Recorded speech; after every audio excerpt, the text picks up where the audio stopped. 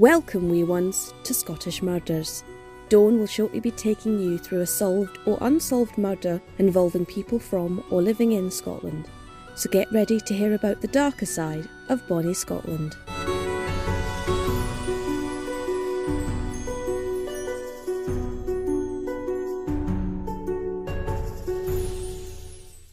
Here's a promo. Witchcraft, the occult, extremist beliefs, murder.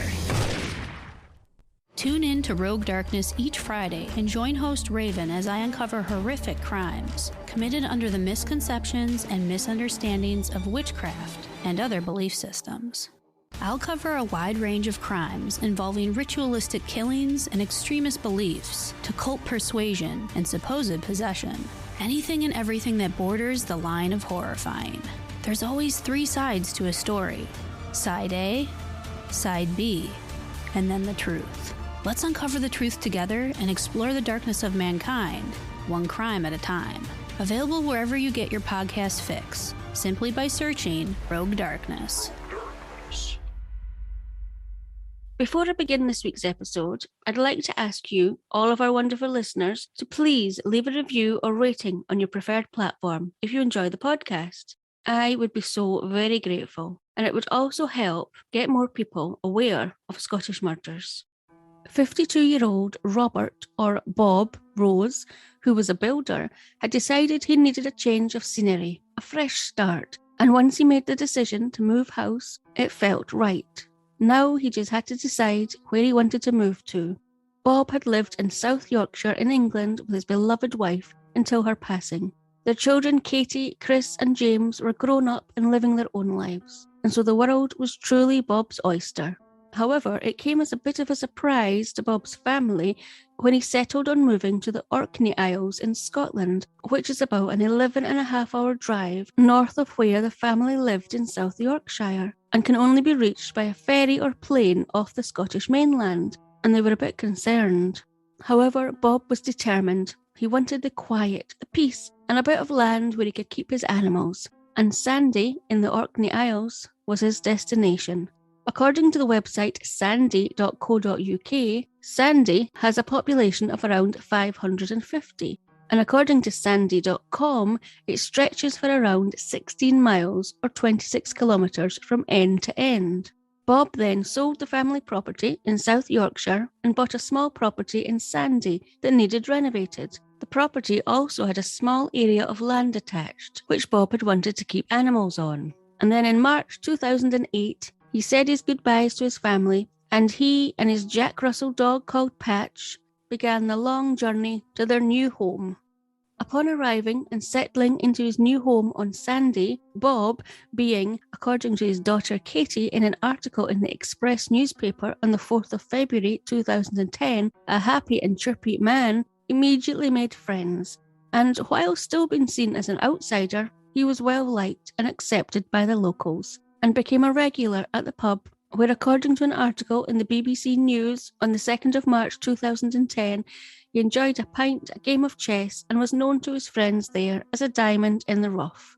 One man who Bob became close friends with upon first arriving in Sanday was 49-year-old Stephen Crummock, who lived in a caravan near to Bob's property. Once Bob had settled in, he then bought 3 South American alpacas, and he kept them on his wee bit of land. He enjoyed going to the local pub and catching up with the locals, and every Sunday you would find him there enjoying his Sunday lunch. His family, seeing how happy the move had made him after the sad passing of his wife, accepted that this move had been good for Bob, and despite the vast distance between the family, they still kept in regular contact. However, it wasn't just the move to Sanday and its quiet and tranquility that was helping to put a spring in Bob's step.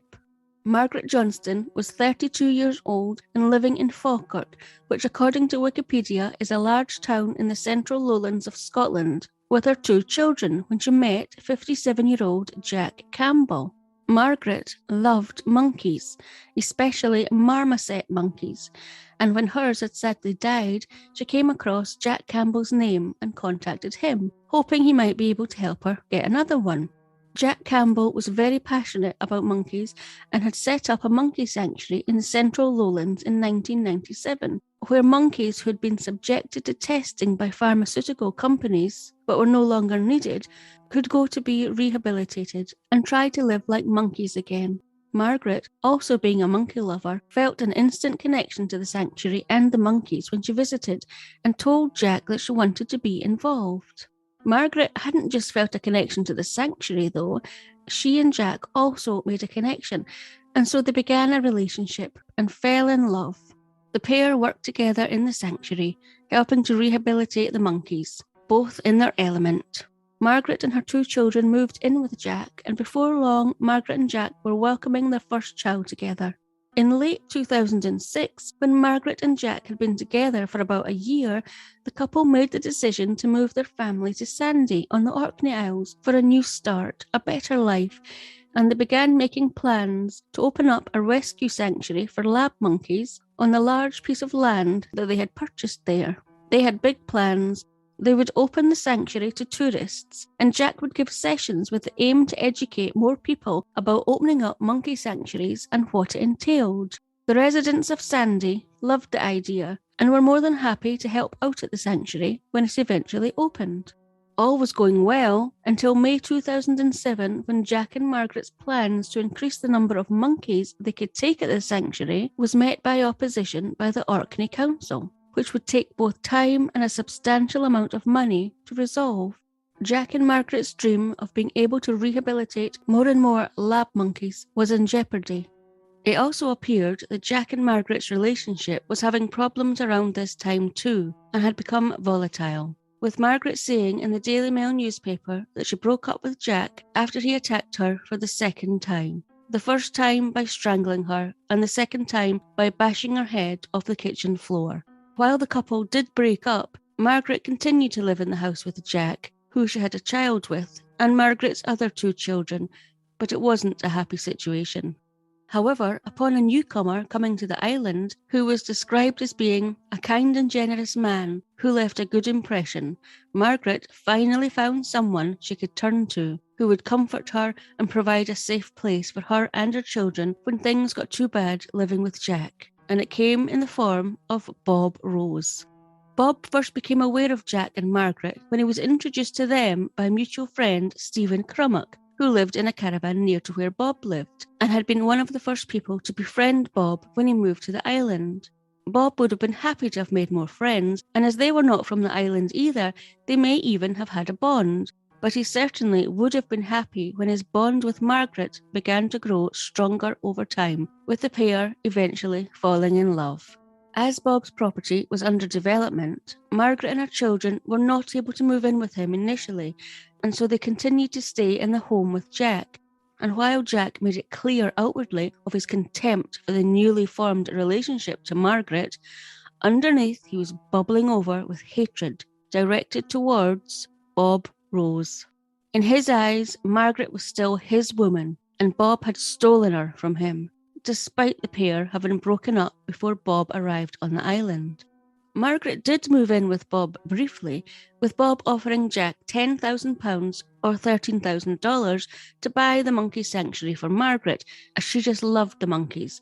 But Jack refused, and Margaret moved back in with Jack, picking her love for the monkeys over living with Bob. However, soon the monkey sanctuary would be no more.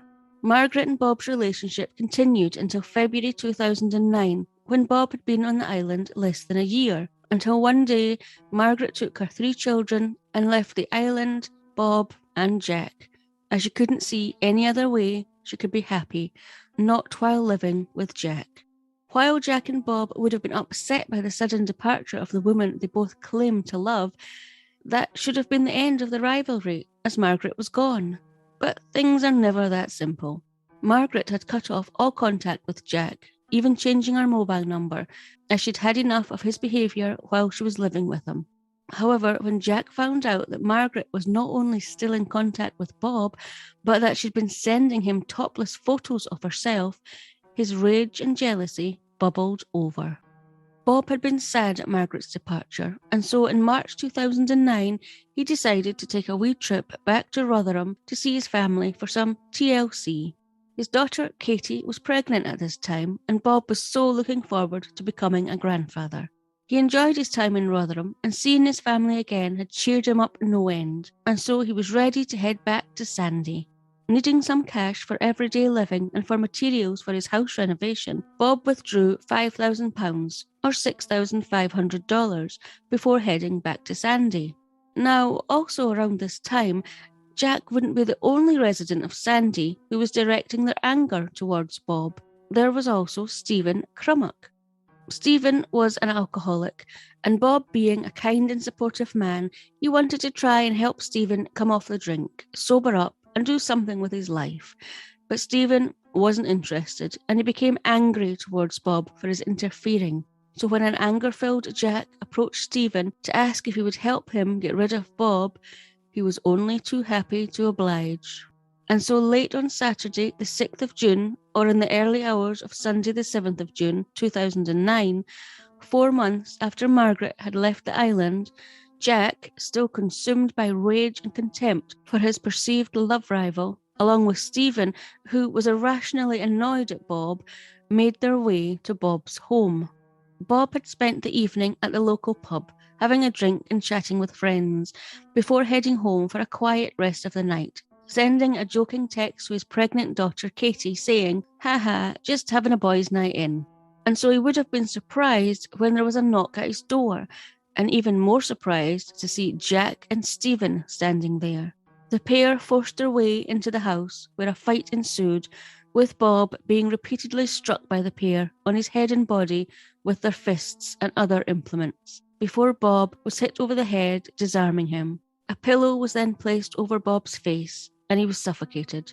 Campbell and Crummock then took Bob's wallet and the remainder of the money he had brought back from Rotherham, which he had stored in a suitcase, before wrapping his body in a duvet and putting his body in the back of the car, before digging a shallow grave in sand dunes and burying Bob's body there. They then are believed to have burnt the duvet Bob's body had been wrapped in and his wallet. It was reported that they either burnt or washed the clothes that they had been wearing, but it's not clear which. They then parked Bob's car near the pier to give the impression that Bob had left on the ferry to go to the mainland, which was the story that the pair told locals when people started wondering where Bob was when he missed a pre-arranged appointment on Monday, as well as the fact that Bob had asked the pair to look after Patch while he was gone. However, the locals were well aware of the issues between Jack and Bob, so they didn't believe this story for 1 minute, and so reported Bob as missing on Monday the 8th of June 2009, and a massive hunt for Bob began. Bob's children, Katie, Chris and James, came to the island and made an appeal for any information about Bob's whereabouts, saying they just wanted to know what had happened to their dad, describing him as being around 5 foot 4 inches tall, or 1.73 meters, being a slim man with a ruddy complexion and short, almost balding grey hair. For nearly 2 weeks, the police searched the island for Bob, forensically examined Bob's house for clues, and questioned the islanders, including Jack and Stephen, who remained tight-lipped and united, despite being questioned on numerous occasions, as Jack's rage at Bob was well known. Until that is, their unity was blown out of the water by paranoia and a laugh. On one of the occasions when both Jack Campbell and Stephen Crummock were at the police station being interviewed, Stephen came across Jack laughing with his solicitor. In Stephen's mind, he believed the pair were conspiring against him to stitch him or fit him up for the murder of Bob Rose, and so he decided he had to get in first. On Friday the 19th of June, nearly 2 weeks after Bob had gone missing, Bob's distraught family finally found out what had happened to their kind and caring dad, when Stephen told the police that Jack had murdered Bob out of rage and jealousy, and that he had helped in the murder, before Crummock finally led the police to an approximate area in the sand dunes where the pair had buried Bob's body. Sniffer dogs were brought in to locate the exact area of Bob's body, which was then slowly uncovered in order to preserve any forensic evidence, which only further prolonged the family's torture. Jack Campbell and Stephen Crummock were both arrested and charged with murder. They were taken off the island and held in custody before appearing in court charged with Bob Rose's murder, Although unlike Stephen, Jack denied any involvement in Bob's murder.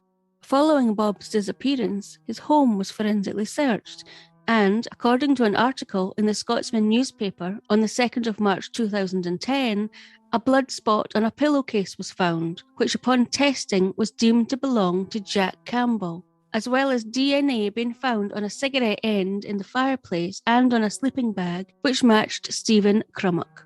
The residents of Sanday were in shock about the murder of Bob, with one islander who was born and raised on Sanday and who had been a friend of Bob saying, according to an article in the BBC News on the 2nd of March 2010, that he still couldn't believe that Bob was gone and that he had been murdered on the peaceful, tranquil Isle of Sanday.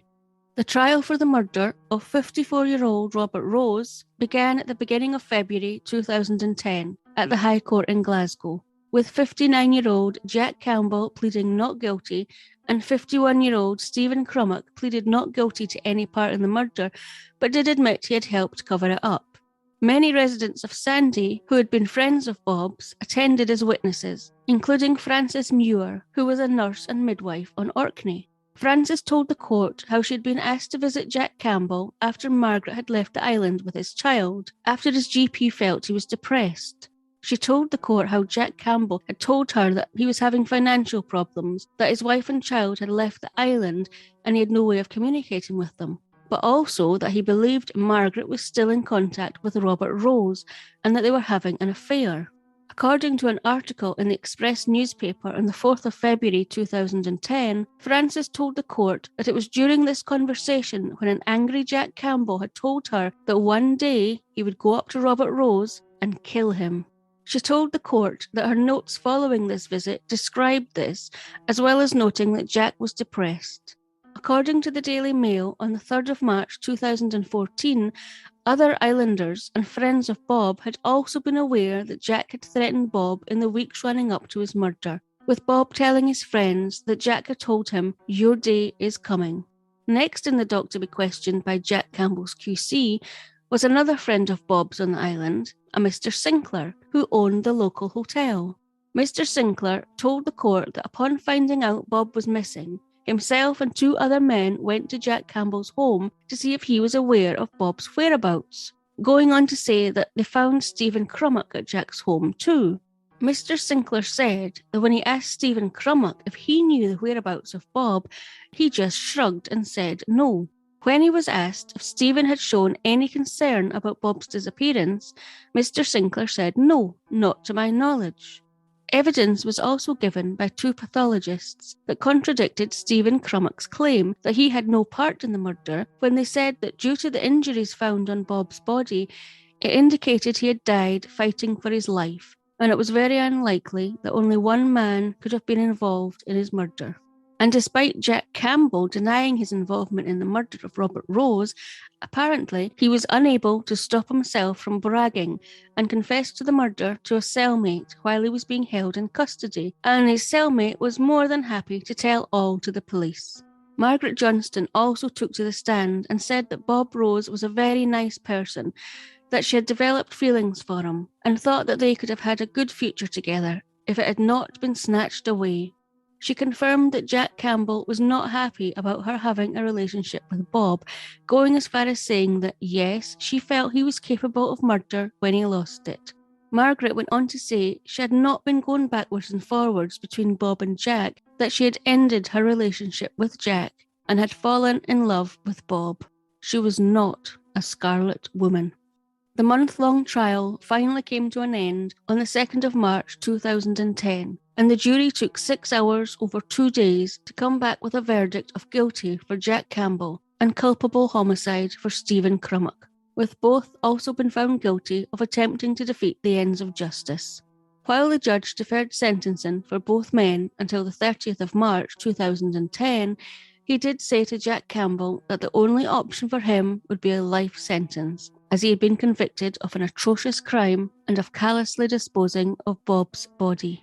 There was a huge sense of relief for Bob's 3 children, Katie, Chris and James, who said in a statement after the conviction, "Words can't describe how much of an impact this has had on our family and close friends. Our dad was a great man. He was kind and generous, the kind of man who always left a good impression. The only thing we now hope for is that we get justice for our dad. But no matter how long a sentence is given, it will never replace the life that has been taken. 28 days after Jack Campbell was convicted of murdering Bob Rose and Stephen Crummock was convicted of Bob Rose's culpable homicide, the pair were back in court to be sentenced. Judge Lord Turnbull spoke firstly to Jack Campbell, saying, "You have been convicted of murdering Mr. Rose, motivated by your dislike of him and your reaction to his involvement with your former partner." He went on to say that despite him continuing to protest his innocence, despite the fact he lied to the police and tried his best to cover up the crime, he had been undone by boasting to a cellmate. Jack Campbell was then handed down a life sentence and expected to serve at least 16 years in prison before being eligible for parole. He was also given a further 3-year sentence for attempting to defeat the ends of justice, which was to run concurrently with his 16-year sentence. Then it was Stephen Crummock's turn to have his sentence handed down for the culpable homicide of Robert Rose, with Judge Lord Turnbull saying to him that had he not come to assist the police in their investigation into finding Bob Rose, it is not possible to see how the police inquiry would have ended. He then sentenced Stephen Crummock to 10 years for culpable homicide, and a further 1 year for attempting to defeat the ends of justice. The pair were then taken away to begin their sentences. While Katie, James and Chris did attend the court to hear the sentencing, they did not make a statement afterwards. I hope they felt that they received some sort of justice for their beloved dad.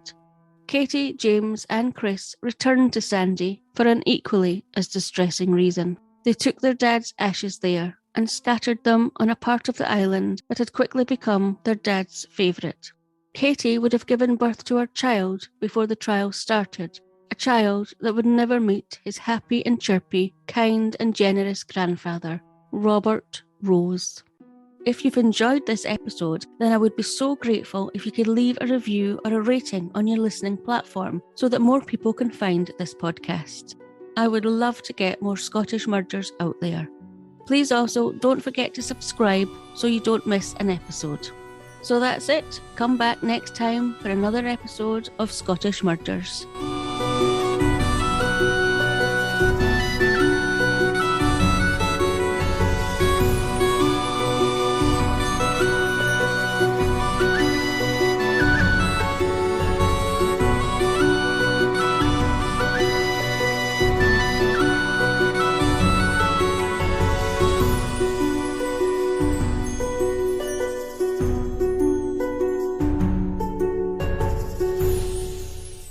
Scottish Murders is a production of Cluarantonn.